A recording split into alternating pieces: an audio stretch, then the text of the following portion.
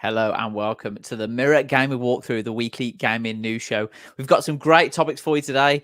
EAFC 24 is here. It's finally out in early access, and we've got the man who reviewed it for us for Mirror Gaming on the pod today, so you can ask him any questions you need to. We'll also be talking about the digital versus physical debate after EA took some FIFA games out from sale. What, really? Yes, we'll be debating that. We'll also be talking about MetaConnect 2023, which is happening later. We're live streaming it. We've got Jasmine on the show to talk about her predictions for the event later on today. So we're talking about that a bit later on. But first, let's show you the trailer.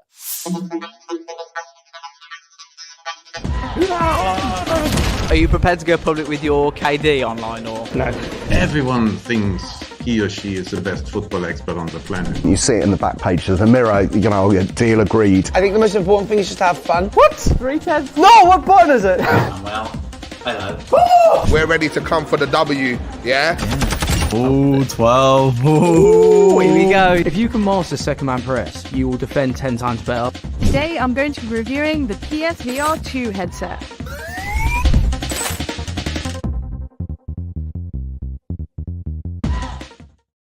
Hello and welcome back to the Mirror Game Walkthrough, the weekly gaming news show. We are live on Facebook and live on YouTube. Thanks to everyone for watching so far. I'm joined this week by Lewis Barton, pay-to-win hater, EAFC expert. Lewis, how are you? You all right?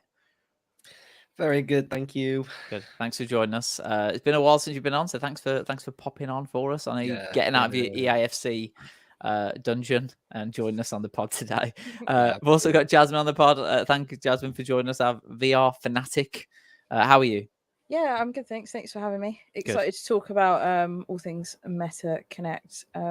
Yes. I've had a lot to say over the past couple of weeks, but obviously, not everyone cares about VR as much as I do, so I've kept it quiet. This is my opportunity to go ham, and you guys have to listen to me. You've got no choice. Absolutely. I'm quite interested, so I'm keen to hear what you've got to say. And we'll also be live streaming the MetaConnect a bit later on for anyone who wants to watch Jasmine react live to that event. Mark Zuckerberg's keynote will be going live about 6 p.m. this evening, and Jasmine will be watching that live. 6 p.m. GMT, yeah. So stay tuned for that and get subscribed if you want to see that later on. But let's get on to our main topic first of all. EAFC 24 is here. Before we actually go into the topic, just reminded me, in the intro, obviously we did a thing with Tex, who's one of the best FIFA players, EFC players in the world, right? Fnatic have gone out of FIFA esports and FC esports completely. So Tex is a free agent, which is absolutely mad. So wonder where he'll go. But we could it's really interesting actually to see where he goes, because there's a lot of people who we saw compete in the Premier League last season are free agents now. So and they still haven't got teams. So it'll be interesting to see if it's a whole new, pool of players this year for the Premier League, or if it's a whole new, or they find a new team. Yeah, and I know there's the new competitive scene with FC Pros and there as well that we know a little bit about, but it's still not absolutely set in stone. So that'll be really, really interesting to see. But let's get on to our main topic then. EFC 24 is here. It's out now in early access. It was out on Friday last week with the full release of the game set for this Friday on all platforms. This is EA's first ever EA Sports title to not feature any FIFA branding following their high-profile separation, hence the slightly strange-sounding name, particularly for those who grew up playing FIFA, like I did and Lewis did, and Jasmine did as well.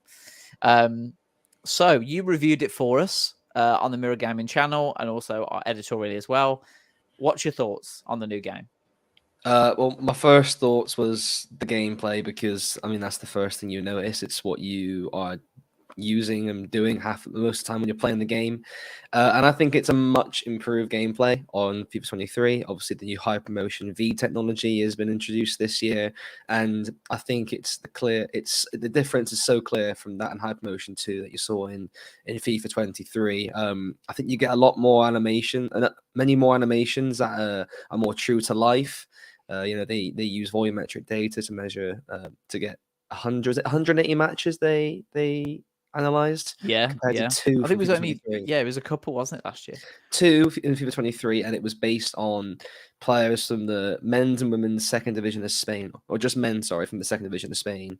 That was like a friendly game, as these were based on Premier League games, Champions League games. But the data they got was fantastic that we saw in the build up to the release, and it's clear to see that in the actual game now how that's been implemented.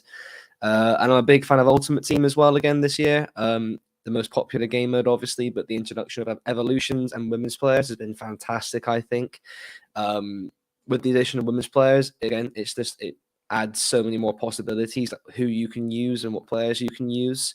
And so far, I've used, I think, probably more women's players in my team than men's, because there's so many with great statistics. And then evolutions as well. Year on year, you've always had the same meta players that everyone uses. Everyone will have a very similar looking team, but evolutions allows you to use pretty much whoever you like. If you start your team with a 76 rated goal player who you think, oh, he feels quite good or she feels quite good, you can evolve that person to stay in your team throughout the whole year, and only you would have that player. So I think that's fantastic. Obviously, clubs got crossplay, which is a big one for that mode. Really excited to start using that when the full game's release and everyone I know has the game. And the one thing I was a bit let down with was career mode, especially manager mode. There was lots of talk about this new tactical vision system that EA have brought into the game this year, but it felt very limited to what you could do with it. You picked your tactical vision, and then there wasn't much customization after that. And after the first 2-3 weeks of playing a career mode, it just felt quite boring at times again, same as the last few years. So overall, I gave it a 4 out of 5 rating wise. I think it was really good, but there was still room for improvement. And, it's been the same with a load of FIFA games you played. You got to give it a few weeks, really, I think, because after how many updates the gameplay could go back to exactly how it was last year, we just don't know yet. So if it stays the way it is, I think this would be the best game EA ever released in a long time. Yeah, it's really interesting. I think the best thing, the most enjoyable thing for me is just what we've watched here, which is the play styles, the introduction of the new play styles. If you look at some of the precision, Will, our editor, if you watch him, Will, you're a magician, mate. Because you talked about this in your review, and we're watching the exact moment you talk about Kevin De Bruyne's passing, and this pass here is absolutely delicious. Look at that. Look at that. Was that you? Was that actually you? That's me. That's me. Yeah. Wow. Well, it's not all me, because ever since I did that pass, I've tried it every single time with every player I've used, and it doesn't come off because Kevin De Bruyne has that play style. Yeah. Plus, which we're talking about, play styles really do make a difference. Yeah. When I played the alpha version of EAFC at the launch event in July, I felt that play styles didn't make a big impact, to be honest. Yeah. But ever since then, it looks like EA have really taken feedback that maybe it didn't make much difference, and now you can really tell. Some of the ones I've enjoyed the most, definitely Trickster, especially if they have Trickster Plus, like Vinicius Jr. or many 5-star skillers. They will do the normal 5-star skills, but the animations are way better, like Rainbow Flicks. I think when we did the stream, Nathan, me and you, and I played against you, my winger actually had the Trickster trait. And one of the rainbow flicks he did had it was like a bounce rainbow flick. It was really interesting sort of animation. And I just think visually it looks great. And a little feature I also really like is the referee POV as well, when they're giving out bookings and you're getting a bit of pushing and shoving. Again, that's something I think is really cool. Yeah, it's really interesting. What are people saying about the game? Because I know as a reviewer, you play the game before everyone else has got it right, and you just sort of in your own world, and you just think about what you think. But now you've seen all the other reviews. What's everyone else talking about in terms of the game, and what are the biggest things about this game that are really worth talking about this year? There's been a lot of mixed reviews, I think, gameplay wise. Some people love it and think it's great. I think this year it's a slower game, and I prefer that personally. I think, suits my style. It suits your style, but I think it's the case. I'm not saying I'm a great player. I'm far from that. But it is a case of if you're a better player, rather than having the better players, you've got a better chance of winning the game, because it's about your build-up play. Can you make the right passes? It's very high reward for how you play this year. As I think people who complain about that might be, I've relied on having fast, better players in the past, rather than being fully skilled with the game itself. But especially with the gameplay, defending's a lot harder this year. It's no longer just press tackle and you make a tackle. It seems whenever you make a standing tackle, especially, it's a proper lunge. And if you miss the ball, the recovery pace of defenders seem a bit slower, so it's definitely more advantage for the attackers. Dribbling, we got left stick dribbling back this year, I think. It's something which I've started using a lot more than before. And again, passing, like you mentioned, precision passing is something which is really overpowered that I think will get patched quite early on, because it's so easy to break through defensive lines now with you've got some of the play style. So I think gameplay wise, defending's harder, passing is better, dribbling's a bit better, I'd say, as well. And evolutions is a feature which a lot of people have really enjoyed. Again, especially the one on the screen now, Golden Glove, where you can evolve a bronze player. I think it's that Manchester United midfielder Manu. He's extinct on the market right now because obviously Manchester United, so good links, and he evolves to have some pretty good stats. So you're now seeing new players who before would never have cost a penny on the game, really, extinct from the transfer market because of the possibilities of evolutions. That's really, really interesting. Really, really interesting. Jasmine, I know you're not the biggest. Yes, I was just about to ask something. Yeah. And I don't know. This is the same thing that I asked you last week, Nathan, when we were talking about Cyberpunk, and I asked Aaron the same thing about his Night Struck review. But I'm just always interested in this. What was it that? Because you said, okay, this is probably one of the best games that EA's put out. What is it that would have pushed it to 5 stars instead of 4 for you? Like, what was missing from it? If you're saying it's one of the best games, does that mean that the best game that they've managed to put out is only 4 stars? That makes me makes me feel like what's missing from FIFA games then? I think personally, again, it was just certain parts of the game modes. So the gameplay itself, I thought, was the best gameplay we've had, but it's more than just the gameplay. It's different game modes and how it feels with those. Like Ultimate Team, for example, the reason I don't think it's a perfect mode yet is that I still think it's very pay to win. If you put a lot of money into the game, you're guaranteed to get a better team. And as much as I do feel the better player wins this year, it always helps having better players. And then career mode, again, because it's not the mode that's made EA money, there's no way to make in-game purchases with that mode.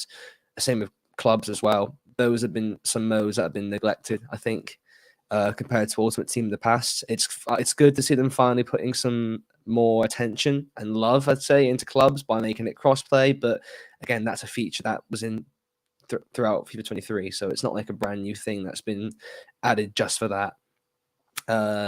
So I think, if they were to put more attention and more detail into modes like career mode and clubs rather than just the moneymaker, which is Ultimate Team, and that would be it, make it a 5-star game, because then it's not just one audience of the game you're appealing to, it's everyone. And I think it was close to a 5. I'd say there wasn't many complaints compared to the last few years for me, but it's not perfect just yet. Fancy your question? Yeah. I think it's just with FIFA games, for me as an outsider, it's so difficult to understand what's different between them year to year, because it's always such little finicky things that the player base has been complaining about. So for me, it's always like, all right, this is the same game, they're just putting it out again.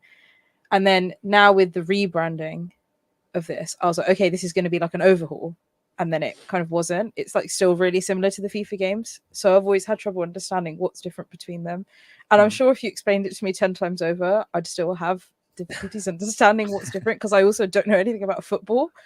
So yeah, I mean, like, I've played FIFA in the past, and my favorite thing about the games was the soundtrack. So like, I think that tells you everything you need to know about my experience with FIFA. Well, I think like you mentioned there, I think the gameplay itself has always looked a bit similar, and I think the last 2 years especially, it's got better because of the use of hypermotion. It's a new technology.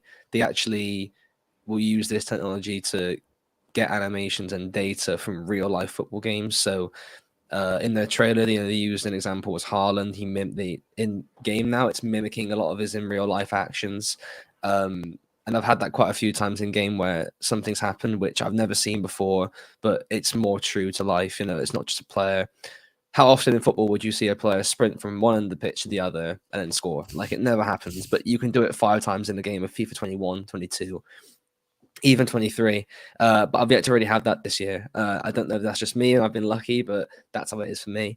And in EAFC or FIFA, you get a lot of people called menu surfers in Ultimate Team. They're the people who sort of they don't play a lot. They'll be in the menus going through SBCs, objectives on the Sounds like transfer Jasmine's market. worst nightmare.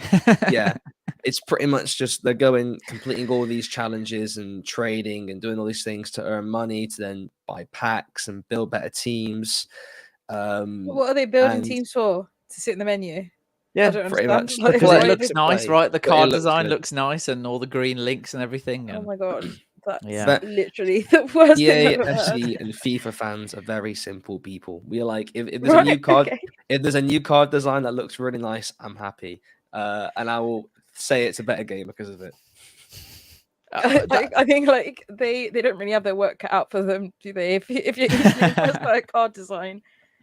But one That's a thing I good would point. say I'm very annoyed about this year is the fact that we're not even at the worldwide release yet. The game's not actually out technically, and we're already having packs in the transfer market that are worth 275,000 coins and like 2,000 FIFA points or something, or I don't know what that 1,500. means in like currency. What does that mean in like? So I'd say pounds? how much is that worth in pounds? Like 2,000. Oh, Nathan's putting I'd up a say converter. I'm having a maybe look. like 20, Convert. 15, 20 quid maybe for Buy one pack. FC points. 2,800 FC points is £16.99. Yeah, so I'd say it'd be about 13 or 12 pounds you're paying for one pack. Considering the game's not even out yet, you can buy this pack, get a load of good players, and have a really good team. I think it could really easily kill the game before it's even started. So because it gets what are boring. their like? Do they have anything in place to stop pay to win at all? Because from Well, no, what you 'cause guys it's always EA describe, EA it are the sounds ones exactly like pushing that. pay to win. They know that people will buy these in these packs. You get players, and obviously the players can make your team better. The Can I more just expensive put in, packs.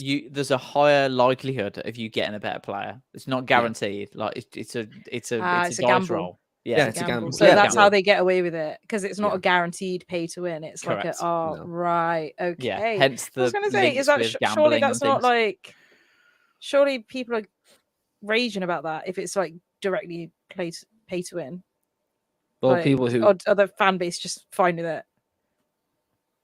Yeah, I mean, professional FC players, I guarantee you they'll put $5,000 in the game in the first couple of weeks to build the team because they have to be competitive. What?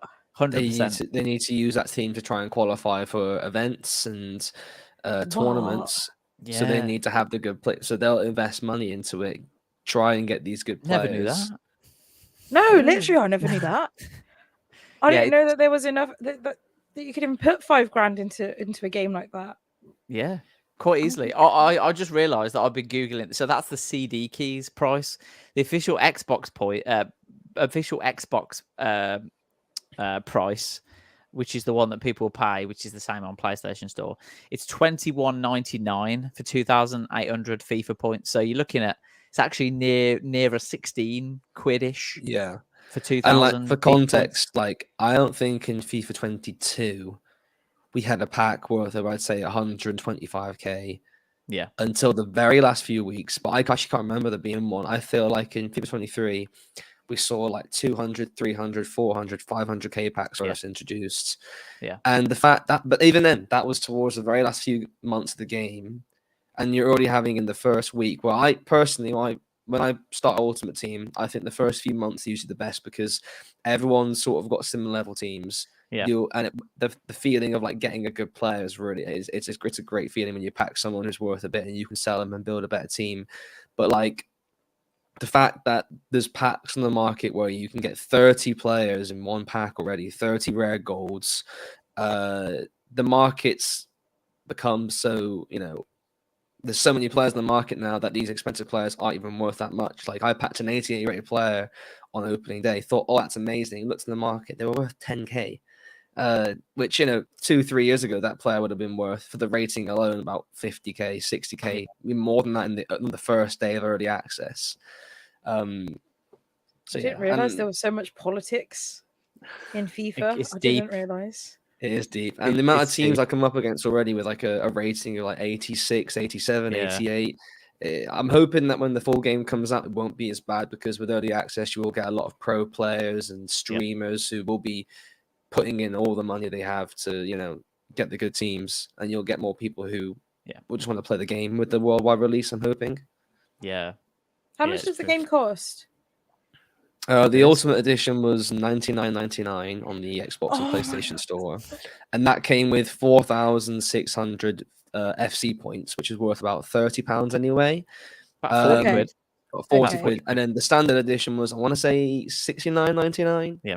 And So that doesn't get people you the were FC points. chucking like 70 to 100 quid on this game, and then immediately going in within the first week and spending another however much just to buy And packs. I don't think, and EA knew what they were doing, because usually when you start off an Ultimate Team campaign, you get given welcome packs, where these welcome packs pretty much are a few packs which you get with players in to start your team. And again, the chance of you getting a high rate player is low, but at least you'll have a team.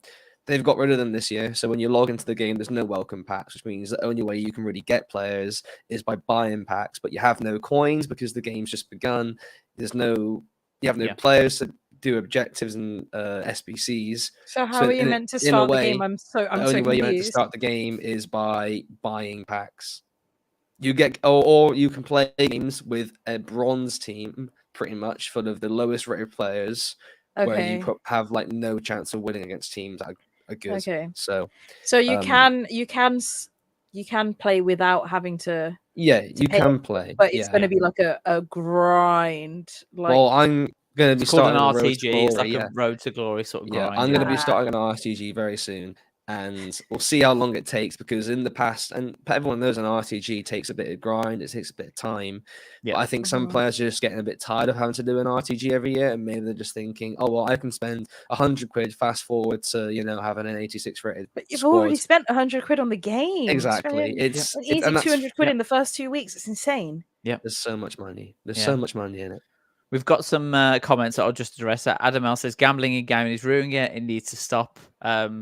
EA have consistently said that there is no gambling in any of their games, just to give them just to give their side of things. And they have been taken to court a number of times, and they've won some of the cases and lost some of the cases. So it's a grey area, to say the least. There was also a government white paper that came out, not a white paper, but there was a full investigation into loot box regulation.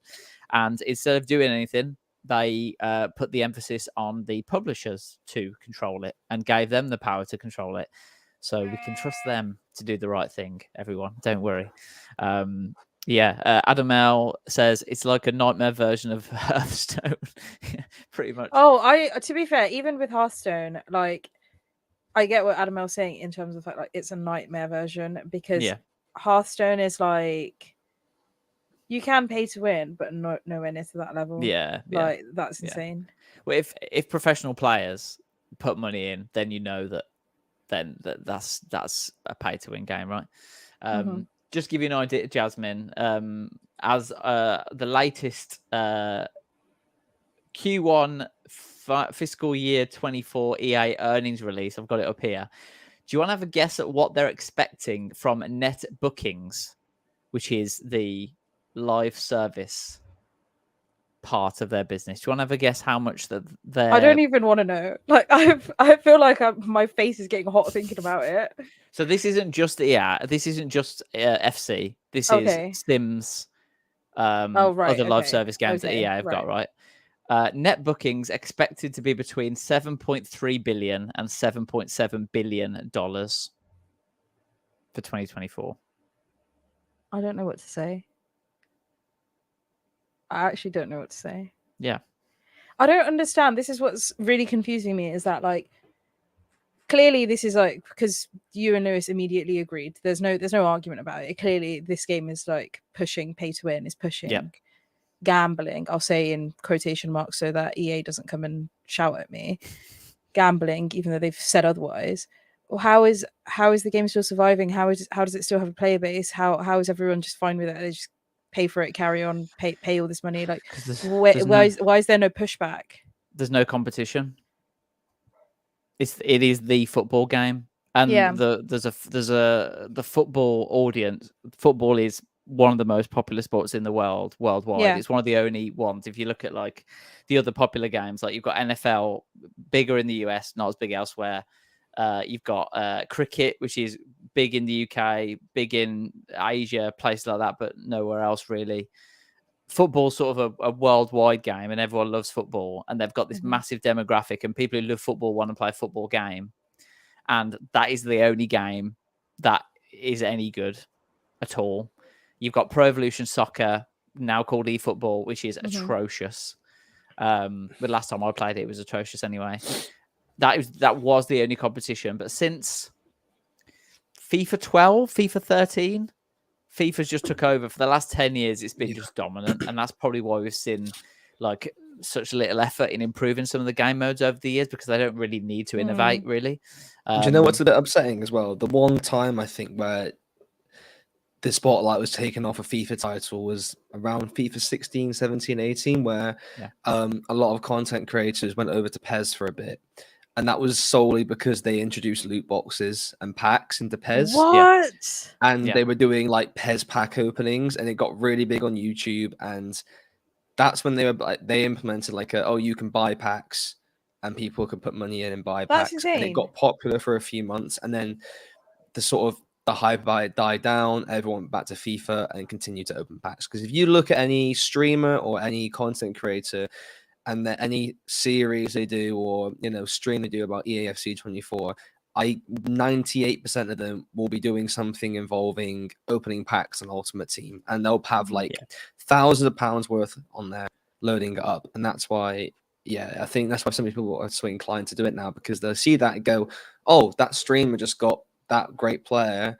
That must mean that if I go onto my console, load up, 80 quid worth of points, I should get someone good. And then they don't get someone good, and then they're left £80 short with nothing to show for it. Yeah. And also, Lewis mentioned the evolutions mechanic, where you can take a really low rated player and you can make them really good, right? And it's really fun because you get usable ones. There is an evolutions that is beyond a paywall. You need to pay for it. And that is the best one. So what it's encouraging people to do is to do that one to get a better upgrade rather than the free ones that are available. And obviously that is also to put that option in there is a bit is disappointing, to say the least, because there's going to be a lot of people that do that, right? In FIFA 23, they had those swaps rewards events where you could it emphasized on you can complete these challenges to earn some free rewards. That was free rewards. They released like 30 tokens in total, but then they released a further 2 bonus ones in the store on Ultimate Team, where you had to buy a pack to get a token. And I don't think it was ever required, but if you were to miss one day of objectives, the only way you could then get this token would be to open a pack and get it. So these free rewards you're actually paying for still.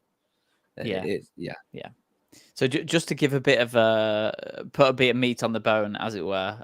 So the UK Department of Digital Culture, Media and Sport, they made the call for evidence on loot boxes in September 2020, and they finally posted their findings in July 2022, which we covered on the Mirror, myself and Lewis. And their findings stated that. Let me just find it. Hold on one second. Looking for the quote. The consultation identified a stable and consistent association between loot box use and problem gambling. Evidence showed that greater loot box spending is related to greater problem gambling severity harms. It was concluded by the government that while there was a stable and consistent link between loot boxes and gambling addictions, the researchers still not established whether a causal relationship exists. According to the government's consultation outcome, most loot boxes do not meet the definition of gambling under the Gambling Act 2005, as the prize is confined for use within the game and cannot be converted into real-life money. EA previously told the Mirror that they disagree there is a gambling element in FIFA. This is a direct quote from EA. We also firmly disagree that FIFA of any of our games involve gambling. Regulators in multiple countries across the world have stated publicly there is no cash out method. Loot boxes do not constitute gambling. So the argument there is that the prize is confined for use within the game. and cannot be converted to real life money. So it cannot be gambling, because gambling in traditional sense is that you can obviously You're having a payout type exactly. of thing. Right. However, there is websites where you can sell your coins. Yeah. And that is directly against EA's T's and C's, and obviously EA do not promote that in any way, and that's very bad. But it is possible to do that, so that there is that link there. So I just wanted to make it clear what was said in that consultation. But yeah, because for me, my experience with like loot boxes is it's always cosmetic stuff. Yeah, every single game that I've played, basically every game now has loot boxes in it, right? Like every live service game has some form of loot box in it, and it's always cosmetic stuff. It's not stuff that's directly impacting your gameplay and your ability to win, which is so bizarre to me. That because whenever they do implement some sort of it's going to affect the game, there's like outrage, but it's just so normal in FIFA or in EAFC even. I think Adam makes a good point in the chat. Adam L, regular watcher of the show.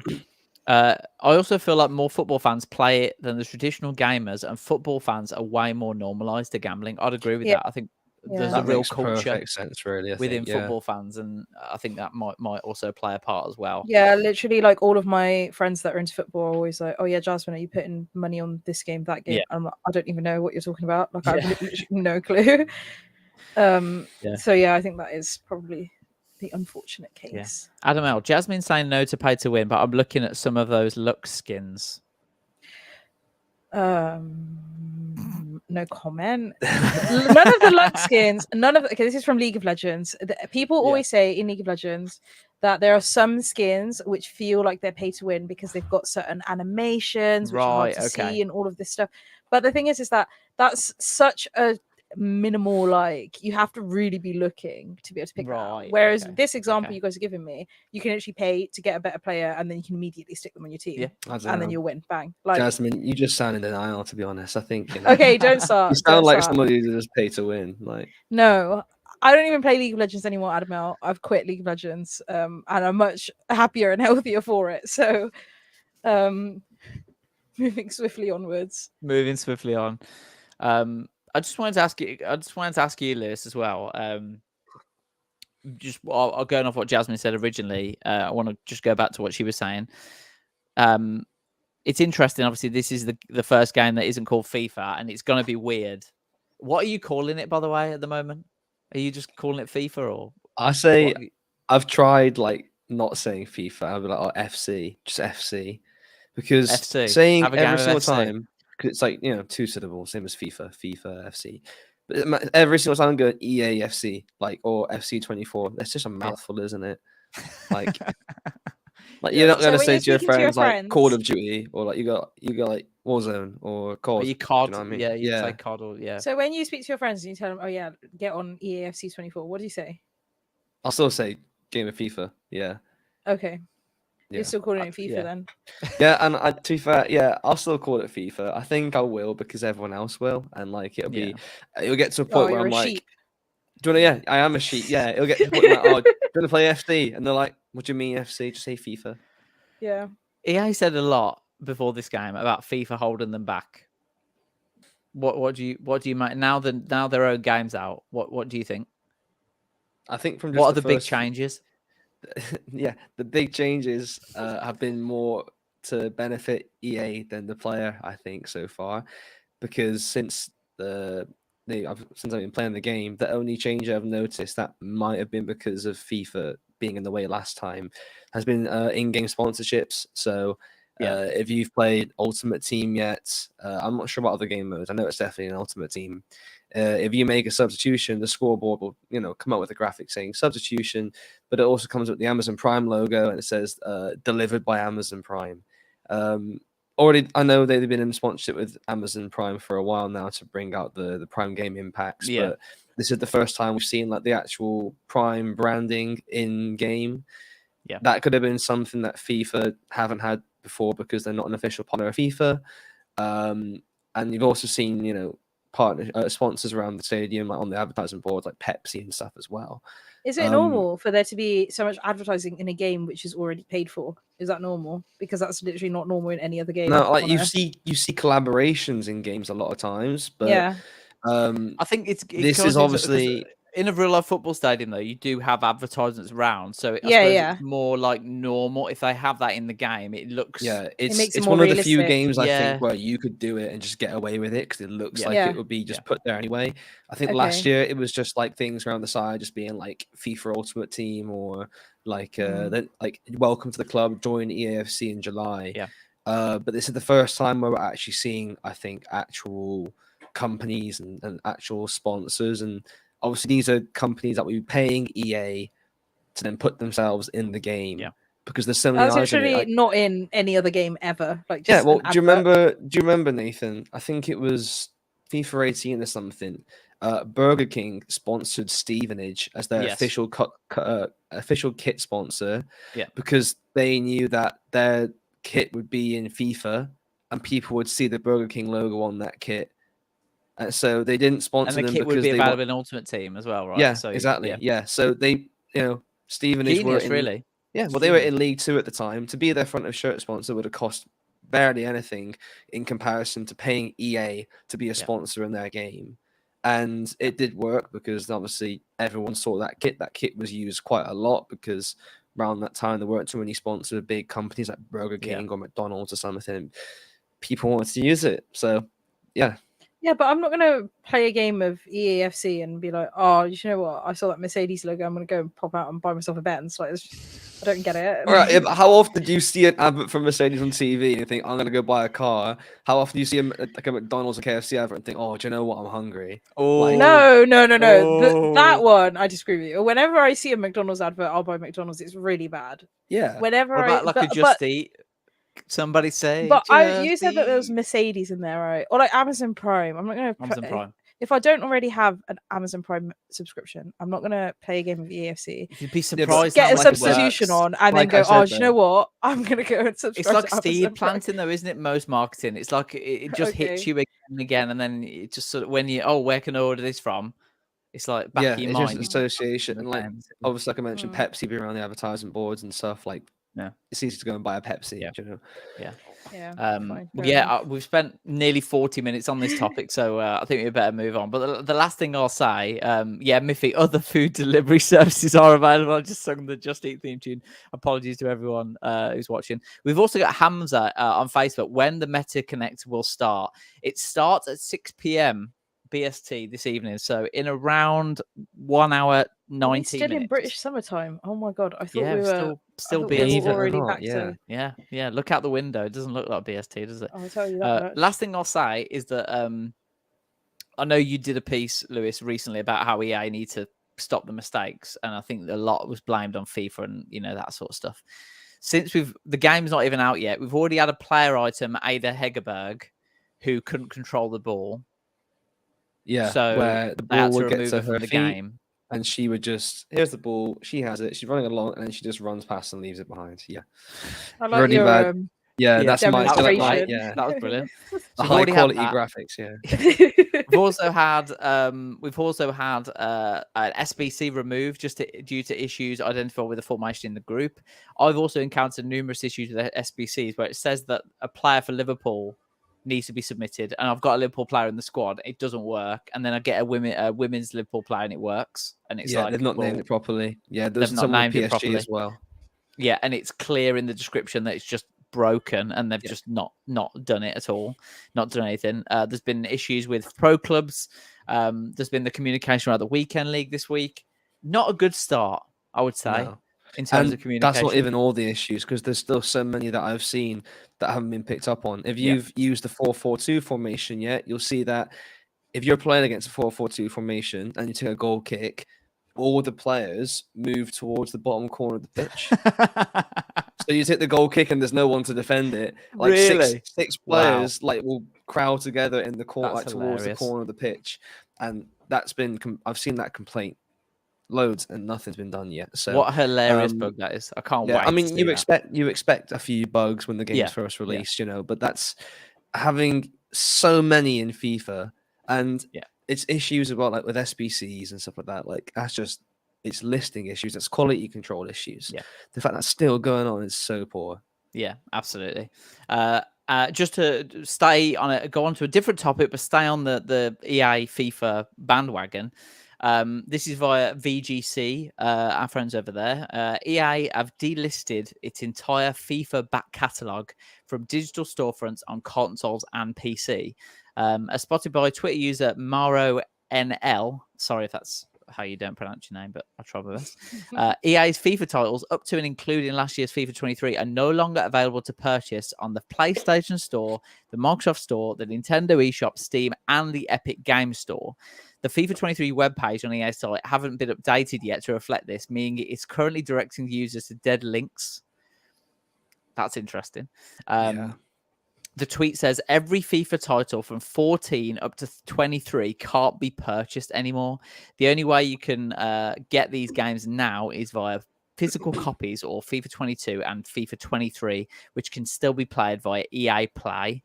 There was an update on the game's Steam page which says, at the request of the publisher, EA Sports FIFA 23 is unlisted on the Steam store and will not appear in search. That's a Steam message, so the publishers requested that.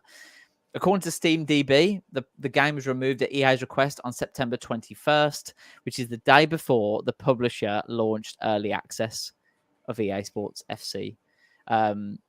We're seeing this increasingly happen. Alan Wake 2 will not launch with a disc. That'll be one of the first games ever to just not have a physical launch at all. The Starfield Collector's Edition didn't contain a disc either. So we're seeing this sort of move towards digital over physical. And I know we've had this debate, but let's get into it. I'm excited to get into it. What is going on? What is going on with this physical? I want to clarify digital? first, right? These FIFA games are live service games, right? Yeah. And up to 23 means including the last FIFA game, which servers are still live for right now. Yeah. So servers are still live for FIFA 21 and 22 as well. Okay. Yeah, I'm pretty sure. I feel like the issue with games being digital only is that now, if physical copies of these games didn't exist, they could actually just remove them, and then they could cut service for them for these live service games, and then the money that you spent will never come back to you, and you won't have access to this game that you paid money for anymore. And it makes it feel like, I know, Nathan, you've said this a lot, but it makes it feel like you don't actually own what you've paid for. If you're spending 70 quid on a game, I know that games weren't always 70 quid, but nowadays you're spending 70 quid on a game and you don't actually own it, and you don't know when the publishers could literally just snatch it right from under you any minute and then revoke service for them, and then you're completely out of pocket, can't even open the game. Like, for example, with Diablo 4, you can't even launch into Diablo 4 without having an internet connection, which means if they cut the servers for that, you can't even open the game anymore. I find it so bizarre, and this is coming from a PC player. Like 99% of games released on PC are digital only. You can't get discs for them, and if you can, they're not actual discs that you'll put in your PC and load up games, because you don't have a disc drive on a PC anymore. So I'm used to it. I'm used to having digital only games, but it's still really bizarre to me that people are excited about a digital only world, that there's rumors about the PS5, the PS6 and whatever the next Xbox is going to be called being digital only, and people are like, oh yeah, that's great, it means I don't have to buy discs anymore and stuff. What are you talking about? You're giving publishers an opportunity to literally yank the rug out from underneath you, and you're going to just be okay with that. So weird to me. Yeah. I just want to mention as well, Jasmine, just going back to the Ultimate Team thing, I also forgot to mention that if you put $1,000 into FIFA 23 and you bought EFC 24, that's all gone. You have to start again. Nothing carries over. Yeah. Nothing carries over from the old game. So they release a game every single year and it doesn't carry over. Yep. And people still buy it every single year. Yep. And people don't ever think to themselves, oh yeah, like I spent 20 grand on that last game. Yep. So I could go pro in it, but that's fine. Means I'll just buy the nothing. next one. Yeah. And these games are literally coming out consistently every single year. Yep. Like, it's not like it's maybe they won't release one this year. They know, everyone knows. every year for 30 years. Yeah, And like no literally. one's said or done anything about it. Like No, When you say it like that, Jasmine, it does sound no, like a it is big issue. crazy. I've just It- never thought you about guys it are like sat that. here saying it's I know. crazy, saying it's weird, but you guys are like buying this game every year as well. Can I just say I don't buy FIFA points or FC points, right? And I'm fully against that. Don't shake your head, Lewis. I know you do. You said I earlier used that you to. do. I Used to. I used to as well. I've I seen don't the anymore, light. right? I've seen the light. I've seen the light. I'm also an adult Yeah. who has to pay bills now. I'm not 16, so That's also true. I think it's just because it's been normalized for so long. It's just sort of no one can do anything to stop them because they're the only competition. If Konami launched a good game with no loot boxes, I think that would be amazing. But we are where we are. Got a few comments about your point, Jasmine, which is great. Adam, I wouldn't mind if they open source any games that are removed from the public. Absolutely. Yep. If you're going to turn Yep. servers off, give it to the community to maintain. They're more than happy to do that. We've seen a couple of games do that as well, which has been really good. Even the smaller games, like some games have such lovely cult followings where people will. Sorry, Lewis going up and down in his chair freaked me out for a second. What are you about? I was trying to get level with you three on the screen. Sorry. No, I feel like every game, even these small indie games, which we might not have heard of, will have fans so dedicated to it that they would sit there and maintain these games just as a hobby, just for fun, for having the game there. Yeah, absolutely. So yeah, Miffy says same as Netflix, Spotify, but at least you can still buy records and films. Yeah, old ones, but like, have you seen the Disney Plus catalog recently? The films just go on and go off willy nilly. Like you can't get them anywhere else. Like I think the difference. I said it's worse with. No, go on. I was just going to say, I think it's bad when even Netflix have taken off Netflix originals that have never been released as a physical copy. They're now taking it off Netflix. So if you did like a Netflix film or TV show that was made by them, too bad. You can't see it ever again. I hope it was good in memory. Yeah. Unlucky. I think I was going to say there's a bit of a difference with like movies and TV shows compared to games for me, because I think with a movie and TV show, it's like, even if you can't ever watch it again, you have watched it already. You've consumed it. It's not like taking it away is like revoking your access to something per se. Whereas with a live service game where it's something that you're still consistently playing and then they take that away from you, that's like part of the package when you're paying for it. Yeah. Is like you will have access to this game.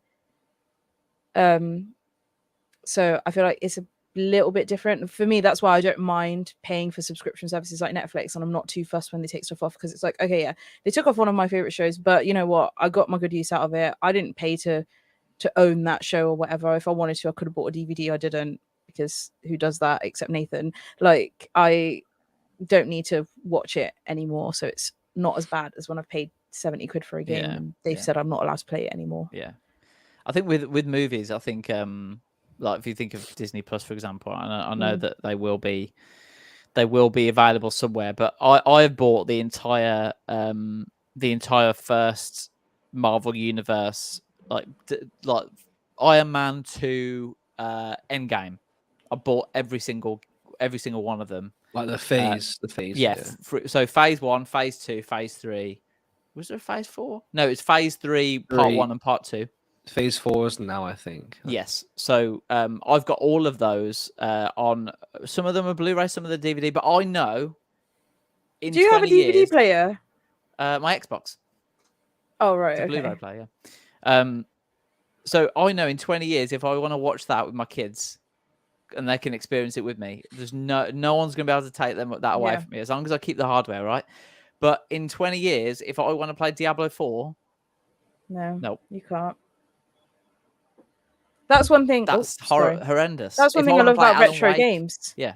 You can go out and buy like a Sega Mega Drive now. Yeah. Like, sure, you can access it on Nintendo Online, but they could just take that away from you. Don't get me started on Nintendo. Like their Nintendo Direct that they streamed, all the new games were remasters, remakes, or remakes of games that were made unavailable because they shut the Wii and 3DS shop. That is, they're not new games. Everyone was going, oh, look at all the new games. They're not new. They're not new. Adam L.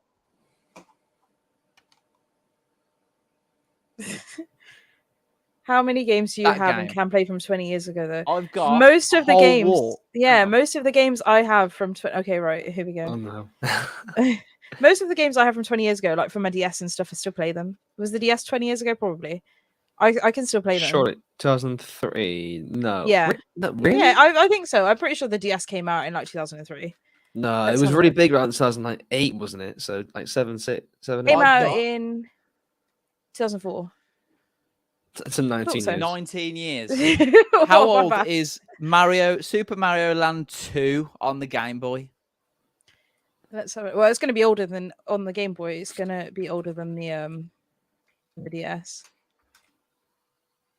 Also, I think EA are just ditching physical copies altogether because my welcome box just arrived for EA Oh my FC. God, that's 30 you years can ago. see. Anyway, sorry. But then Welcome to the club. Ooh, You look open at it up. this. Yeah. Oh my there's God, a that's not a big- box. That's there's like this- a. There's a suspicious hole where it looks like a disc should be. What? Oh my God, what on earth? They just put that there. Wait, let me make you. There's nothing there's nothing inside of it apart from some pins. Why did they make that packaging that's so bad? Where's the Um, code? Okay, don't show the code on stream, but is there a code in there somewhere? No, there's no unless it's underneath this. There's no code. There's there's nothing. There's no code. So they there's sent no, you that big box just for like 2 pins. Yeah. Oh it- no. for a pin. So I feel like it might be a mistake, to be honest, because very suspicious. You know, That's box-like freaking me out. Yeah, that hole. is freaky. That's But- actually freaking me out. Adam L, you're definitely a minority. What percentage of players do you think still have games from their childhood? That's not the point. I still The have point- games from my childhood, and Yeah. I'm not a video game fanatic the same way Yeah. you guys are. I'm more but into even my if- hardware. Even if Like- you weren't, if you pay for something, if you pay for Indiana Jones on DVD, you pay to have that experience, and you should own that for Forever. life. Yeah, forever. You're not You should buying be able it to to pass rent it on to your kids. Exactly. You can do what you Yeah. want with it. It's like if you bought a wedding ring. If I bought my wedding ring and then they said, "Oh, you got to give it back after 20 years or whatever." Like, no, this is mine. I bought it. Yeah. Yeah, Like, in 5 it- years' it- time, the jeweler comes and says, "Oh, we've cut service for that Exactly. ring now." Adam, that is not the point. Even if there is a minority, even if there's 10 of us with Super Mario Land 2, that is my game. You can't take it off me. But that is what's going to happen in future. You're going to buy a game. You're going to think, "Oh, this is mine." Then whoop, see ya. Gone. You don't own this anymore. And he's like, I think it's Right. something that PC players are so used to. It's really common for you to buy a game and it gets taken off the Steam store, gets cut for it. "That's It what never Adam comes L out just of- said." Clearly, you've Clearly never you've read the Steam store. store terms and conditions. Yeah. It's really normal on PC. Yeah, But that's bad. There's stuff that comes out on PC in early access, and you pay full price for it on Steam because it's in early access, and it will come out eventually, and it's just never come out of early access. Yeah. Did The Forest ever come out of early access? That was a game that I was obsessed with. I don't think it Dunno. did, and now The Forest 2 is out. Sons of the Forest, that's out. Why did you release a sequel? You didn't even finish the first one that I paid good Yeah. money for. Adam L So- is saying he's on our side. I'm glad you Doesn't are sound like because it, I'm glad you are, Adam. Thank you so much because I was getting a little bit wound up then. So thank you. 'cause Yeah, I'm I glad think you you're could on tell our you were side. getting wound up. You started pulling games off of your wall. They're only on command strips. Can you see the command Oh, strips? okay, They're yeah. just stuck on. But the public just don't care. I mean, I think that's the sad fact of life. I Mm-hmm. think there is probably more majority of people don't care. But what Mm-hmm. they don't realize is that if you make games digital, they can charge whatever they want Mhm. as well. You put the I power also completely. feel like people like Miffy says convenience always trumps nostalgia. Yeah, that's but true. I don't think it's entirely about nostalgia for me anyway, because I think that the second-hand market is so important to gaming. Because when I was little, I'd ask my mum for a game, and she'd be like, "What? I'm not spending 50 quid on that game for you." And then you could go to CEX and pick up the exact same game for 25 quid. Or And she'd be like, game. yeah, that's Back in yeah, the or day when game, they or did second anywhere. hand. Yeah, there are so many different shops that used to do Game Station. pre-owned stuff. Do you remember Game Oh Station? my god, I miss Game Station. We had Oh. a massive Game Station in my house when I was growing up. I used to go there all the time and just walk around. But this is the thing: is that places like Game Station not around anymore because it's most games are digital now, so they don't have a second-hand market that they can profit off of, and it also then comes down on people who can't access games because of affordability issues, or just people that appreciate the second-hand market in general. People who aren't about having games on release because it's not that important to them, but they do want to play them eventually.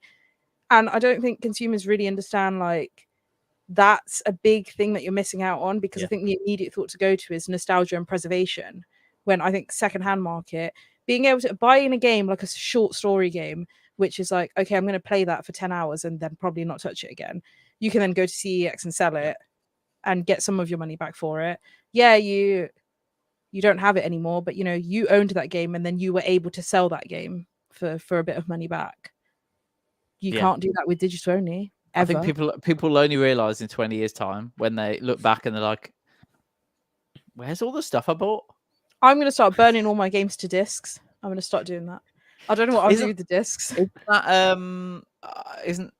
that not well, not only if you sell it? I don't think it's illegal, but it's maybe. No, I'm not going to sell them. I'm going to buy the game, burn them to discs, and keep the discs. But if you want one, I'm not saying that.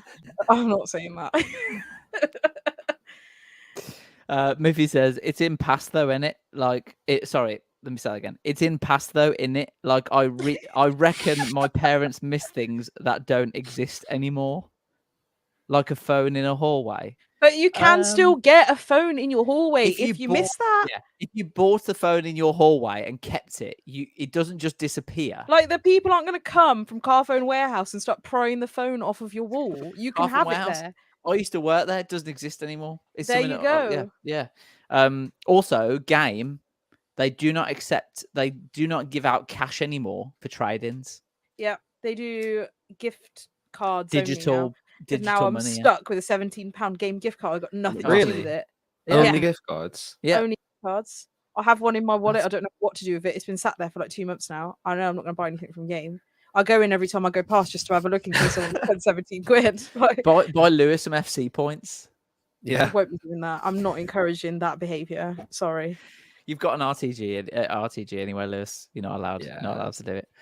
But I think we can all agree that it's bad. But I mean, in the Xbox League, we spoke last week about the Xbox League, and Microsoft say that what was the quote?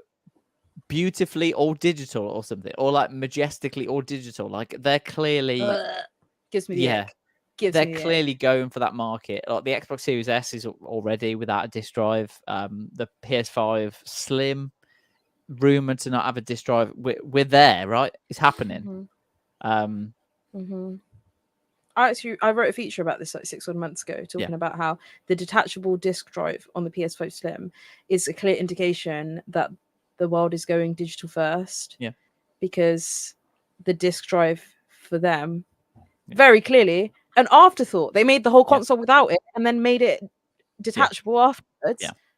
It's an afterthought because they know that they're going to be selling most of their games digitally. It's convenience. People can sit on their sofa and buy a game without having to leave the house. It's so easy. I know. I remember back in the days of iTunes. Anyone have iTunes on the computer? Do you remember? Yeah. I think everyone still has iTunes on the computer. I don't think they do. I don't think. Do you remember when you went onto the iTunes store and you could like go through all the songs like 99p, see which ones are on sale and like the top charts and stuff? You could play like 15 seconds of it to hear what. That's it. Like. That's the one. Yeah, I remember buying a few songs on there, and then coming back like a week later, and it's saying like, "Oh, sorry, these are unavailable now." Yeah. And no, I used to download because they're free. You could download the pilot episodes of some TV shows. Yeah. So I used to download the pilot episodes and just watch those and like when I was in the car or something.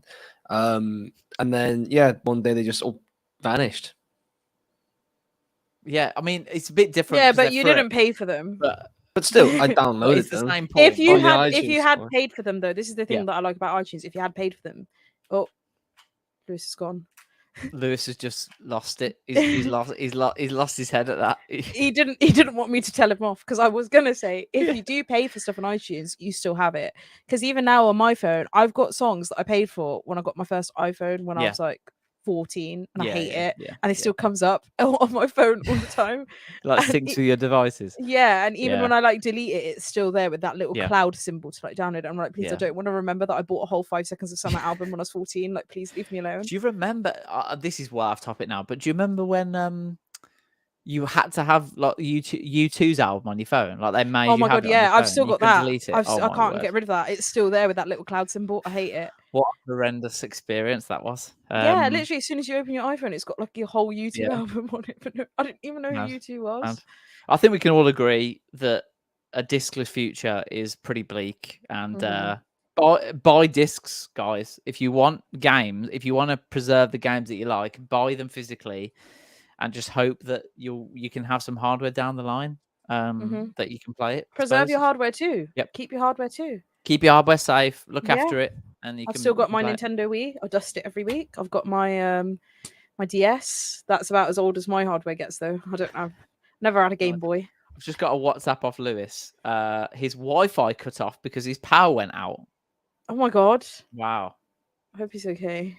Thoughts and prayers. I'm sure he'll be fine for 10 minutes if his Wi-Fi is out. I'm sure he'll be fine. I hope maybe you'll have to do that thing where you have to eat everything in your freezer. You know. Have you ever had that happen where it's like going out for like half an hour and you think, oh, there's some food in here that like if it gets a little bit more hot in my first year of uni, the power went out for 2 days straight. What? Yeah. Isn't that like against human rights or something? Sure. Yeah, they had to compensate us because it was against our like contract thingy. And we were all in dorms. So when the power first went off, and it was the middle of winter as well, by the way. What? So the power first. Is that went why off. you don't put your heating on anymore? Because I'm so used to it now. Yeah, I went through it. Like I was fine.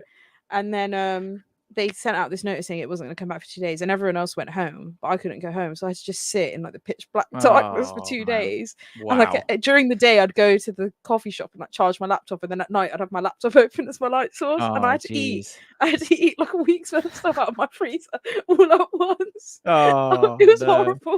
I was like sat there like forcing myself to eat ice cream for 2 days. Oh, it's insane. we've all been there. We've all had that experience at some point. Hopefully, Lewis does not have that. And hopefully, we'll get a release date for MetaQuest 2 this evening. Nice segue. Nice segue. Your segues definitely requires. This definitely requires power. The Meta Connect 2023 event is starting today at 6 p.m. with a keynote from Mark Zuckerberg. MetaQuest 2 will be one of the main focuses of Meta Connect this year. It's expected that the 128 gig mixed reality device will get an official release date alongside the already confirmed $499.99 price tag. Specific improvements Meta has highlighted when compared to MetaQuest 3 include improved mixed reality AR functionality, improved performance, haptic controllers, hand tracking, high resolution, and a much slimmer headset design. They've also claimed that it will bring double the GPU processing power to the table compared to the MetaQuest 2 in the form of a next-gen Snapdragon chip. They've also sort of confirmed that there's going to be a bigger capacity one as well, but there'll be a second. There'll be a second version. There'll be a second version, yeah. Whether that'll be bigger or smaller, I don't know because they haven't confirmed yet. Which is really hasn't annoying. been confirmed at all. Pan K in the chat. Will you be live reacting to it? Yes, we will. We're going live. Jasmine, we're going live at 10 to 6 on the Mirror Gaming YouTube channel. So go onto our channel, go on to live, and it should be scheduled there. And just get notified when we go live, and you can watch Jasmine react to that live and hang with Mark Zuckerberg. I'll see you guys there. Yeah. What are you expecting from this headset, Jasmine, this evening? I'm expecting pretty big things because even though the Meta Quest 2 hasn't been out for ages, in terms of VR, I feel like it has been a long time because VR is advancing so quickly, right? So that came out in 2020, I want to say. Came out so feels 3 like years a lifetime ago, doesn't it? 2020. That's what I'm saying. That feels like ages ago. Yeah. So I'm expecting some really significant upgrades. And if we don't get them, then I think it is literally just the end of VR. Wow. Going mainstream. Oh, okay. Because I feel like no, not the end of all VR ever, because I don't think that's going to happen. But like I think right now there's an opportunity for VR to go mainstream, and I think that's what the Meta Quest 2 kind of did, because it made it it was like really cheap and you didn't need a console, and it made it way more accessible for a normal person who's just a little bit interested in gaming to pick one up for a couple £100. And it was really good. Like for the price that you paid for that headset, all in one, it worked fantastically. Yeah. But now the Meta Quest 3 being £500, That's not just like oh yeah, I'll just pick one of those up for someone for Christmas or something like that. Like that's like you have to sit and think about whether or not you can afford to get something like that. So there better be some pretty significant hardware upgrades in here. The fact that it's 40% slimmer is something I'm already excited about because the MetaQuest 2 is really heavy. Yeah. The AR functionality is something I'm quite excited about. I want to see more about that because they haven't really confirmed much. But one thing that's getting me, PSVR 2, 530 quid. It has absolutely fantastic eye tracking in it. Absolutely fantastic. And the thing is with having eye tracking in a VR headset is that it makes it feel so much more real because you can literally see things go out of focus in your peripheral vision as you're looking around. So the fact that this headset doesn't, well, they haven't said it has eye tracking in that list of features that you just read off. I feel like if it was going to have eye tracking, they would have said, right? They would have added it would be in in this list. trailer. Yeah, it'd be like front and center that okay, it's going to have eye tracking, and they haven't said that, and that's really disappointing for me. I'm actually quite upset about that because for 500 quid, I'd want at least some bare bones eye tracking, but there's not. And even hand tracking being in that list is something that I'm a bit skeptical about because you have a MetaQuest 2, right? Yep. Have you ever tried to use the hand tracking on it? Only when, when you're trying to set something up and you're just trying to get in the same position and then it says you have to do your boundary and then... Yeah. And your controllers aren't connecting properly and stuff. That's it. Yeah. Outside of that, you'd never use hand tracking for like games and stuff, right? Because it doesn't work properly. It's so bad. And I feel like hand tracking in VR is something that could be so cool because it means you don't need to use controllers. You just have this headset on and you're using your hands and you're in like whatever reality you want to be in. Yeah. But the hand tracking never worked on the MetaQuest 2. And PSVR 2, it wasn't fantastic either, but it worked better. And I'm hoping that maybe the MetaQuest 3 will finally be the headset where it's like hand tracking works, so I don't have to have these controllers that use batteries, by the way. 2023, you're in controllers with batteries in them. What are you doing, Meta? That's really, really, really annoying. Can I just ask, on the price tag, the MetaQuest 2 did feel like a device for everyone. It was priced really nice level and it had like just enough specs to justify it, and it was like one of those ones where it's like, oh, you want to try VR? MetaQuest 2, like that's literally all. That was the one to buy, right? It launched at 300 quid and that's like for a VR headset it didn't feel really but expensive. 499, you said, I mean, it's very close to PSVR 2. It's also more expensive than a PS5. That's not like the layman's VR headset anymore. That's something where it's like, oh, you have to be interested in it. Is that the wrong way to pitch this? Like, will the specs? The specs are improved, which is pushing the price up, right? Will is that the right way to go? Like, couldn't they have just upgraded the MetaQuest to a little bit? Put a little bit more, like 50 quid more or something. This is the upgraded version, rather than go all out and like this is the brand new one. It's amazing, but it's 500 quid. Like, is that the right way to go? I think it is, because I think if they brought out something that was cheaper, but only a little bit of an upgrade on the MetaQuest 2, it would come out already outdated, if you know what I mean. Yeah, that's fair. Yeah. So, and then it'd be like a whole, oh, this is so disappointing. This is the death of VR, because this is the statement that's been chucked around since before PSVR 2 even came out, and then everyone's like, oh, PSVR 2 is like the nail in the coffin for VR. Like, VR is never going to be the same again and stuff. And I can see where everyone's coming from. I just wouldn't be as dramatic to say it. I think that MetaQuest 3 needed to be a significant upgrade. It needed to be 2 times the performance as Meta are claiming it'll be. Let's see if that rings true, because that could be God knows what statement. Yeah. I using the MetaQuest 2, the most recent use of it was playing F1 23 with the VR, and I really really enjoyed that. And like looking at some of the features, like the one that's but you played that tethered to your PC, right? Yes. Yeah, so that wasn't off of the chip in the MetaQuest 2, that was off of the PC. Yeah. That's true. But the high resolution is something that I'm really excited to see for myself, because like, no pun intended, because with the MetaQuest 2, I did feel like it's sort of it's not quite there. You find yourself like squinting sometimes. It's like, you just want it that little bit more clearer, and it's just not quite there. So this is if the resolution can be better. I feel like when you have a VR headset that's like not good resolution as well, it messes with your brain a bit. Yeah, because it makes you feel like, what's wrong with my eyes? Why are my eyes not seeing something correctly? Whereas when you have a screen that's poor resolution, you can still look away from the screen and be like, yeah, my eyes are normal. Like I'm not slowly losing my vision. Yeah. What about the color pasta as well? That's quite interesting. This where we talk about here, because that obviously will enable AR experiences. Augmented reality experiences. I'm really excited about that. Natural depth perception. I'd love to. I'm really excited to see how that's going to work. Yeah, that's something I don't understand. How are they going to implement that, and are they going to implement it correctly? Because I feel like the tracking on the MetaQuest 2 is really awful. It's like it always tells me there's stuff in my play space. I'll like draw my Guardian thing. I'm like, oh yeah, there's this big giant like lump in your play space. Move it, and I'll look. It's just the carpet, and it's like there's nothing there. I don't get what you're saying. So to go from that to being able to roll a dice on an augmented reality table in front of you, I'm really excited. That's cool. We've got Pancake in the chat. I'm still running a Quest 1 OG. Fair play. Only play Beat Saber though, so I haven't had a good enough reason to upgrade. So Pan, this is a question for you then. While we wait for Lewis, maybe he's not coming back at this point. We'll have to see. I don't know.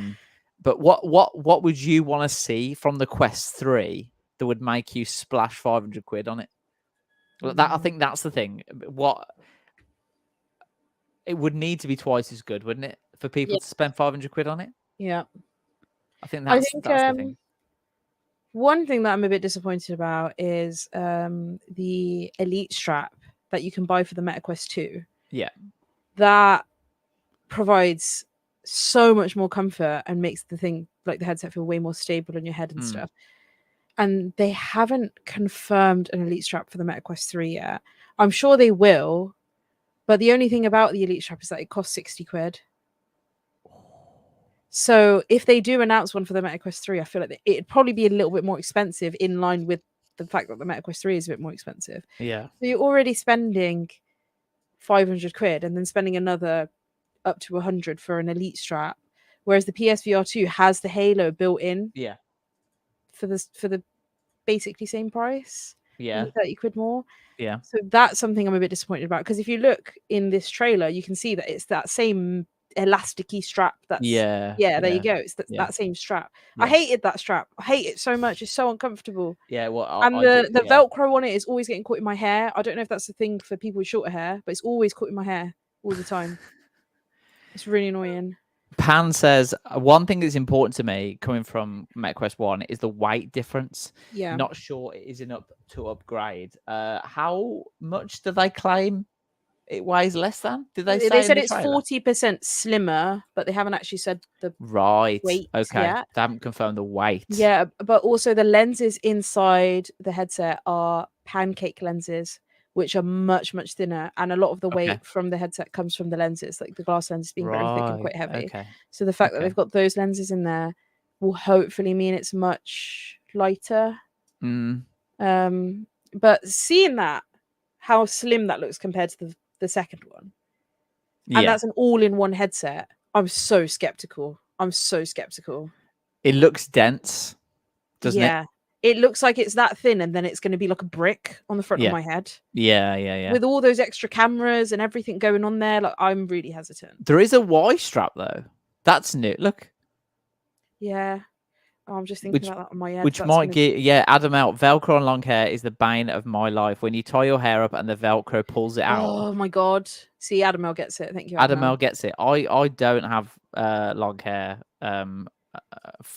Unfortunately or fortunately, I don't know. I can't grow long hair anymore.